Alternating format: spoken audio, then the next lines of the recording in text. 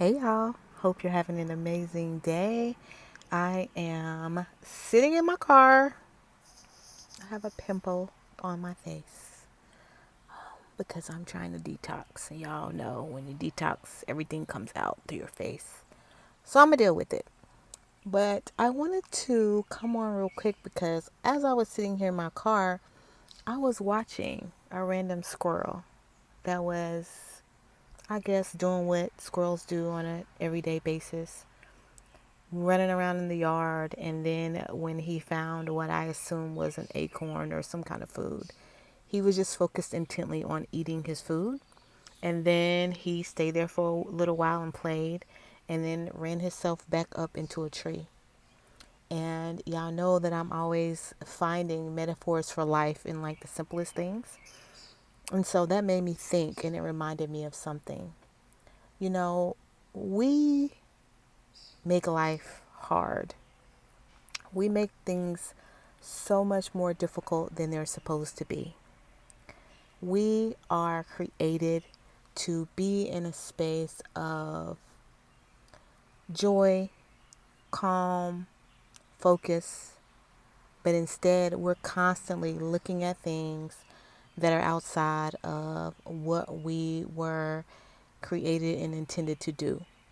And what I found for myself lately is that when I'm in this space of simply being, simply listening to God, simply listening to my intuition, things always work out for me. They always work out for me. And I don't have to do anything. It could be something as simple as I'm thinking about something that I would like to have in my life or something that I desire.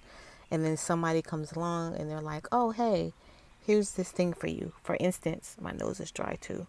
For instance, I remember one time I needed a computer. And I was saying to myself, man, I really need a computer. At the time, I was operating in a place of low vibration, meaning I didn't know how powerful I was. And I just said to myself, man, I wish I had a computer. I don't have enough money to pay for it, but it's something that I desire. And I kid you not, it was probably about 2 weeks later. I have a friend named Tony, and Tony reached out to me and he said, hey, I work for the school system and we're refurbishing some Mac computers because we're getting new ones.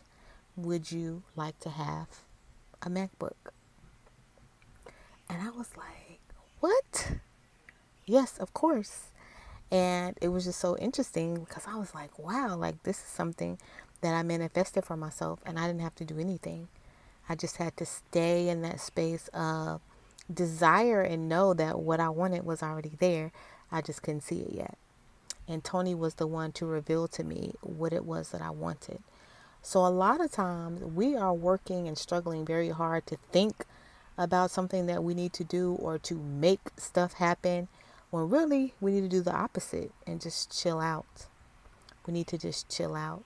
Yes, I know for a lot of people it's harder said than done. I'm sorry, it's easier said than done because you are just compounded with all these thoughts and messages of you got to do, you got to constantly be in movement, and it's all a lie.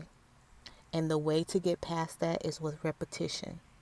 So an easy way for you to practice, and something that I've been doing, is anytime I feel myself getting revved up, anytime I feel myself feeling like, oh, I got to do something, I need to do something, I got to, I don't know, create a business plan or program or whatever that looks like, I'll just get real quiet, get real still, and I'll ask myself, what is it that you really, really need in this moment? What is it that's really going to make you feel good right now? Do you need to take a nap? Do you need to go outside and sit in your car? Do you need to listen to some music?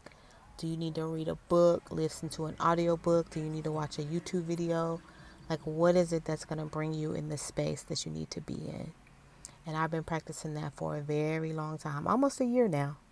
Because there's a lot of times when I'm like, I need to do this, I need to do that. And then something will happen that's more important, and I'll go for that instead. Another example, the other day, I was determined. I am going to my co-working space because I pay for this co-working space every month and I haven't been lately. And I'm going to my co-working space and I'm going to get some work done. Like I woke up like, this is what I'm about to do today. And I got a phone call from my mom and she was like, hey, what are you doing today? And I said, I'm going to co-working. I got to go work on my business. She was like, oh, okay. Because me and some friends are going to have lunch and I was wondering if you could go with us. And one of her friends recently got diagnosed with cancer. And so I was like, well, I'll let you know in about 30 minutes. Because in my mind, I was like, no, I have slacked off enough. I have to go to co-working. I got to get this stuff done. And I went to go take a shower. And as I was in the shower, I asked myself, what will happen if you don't go to co-working? Nothing. I just won't probably come up with something that I need to do, quote unquote, need to do for my business. But I'm not going to die. Like the world's not going to end if I don't go. Well, what happens if you don't go to lunch with your mom?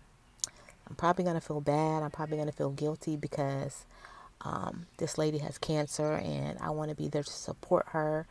I know her. I know her daughter.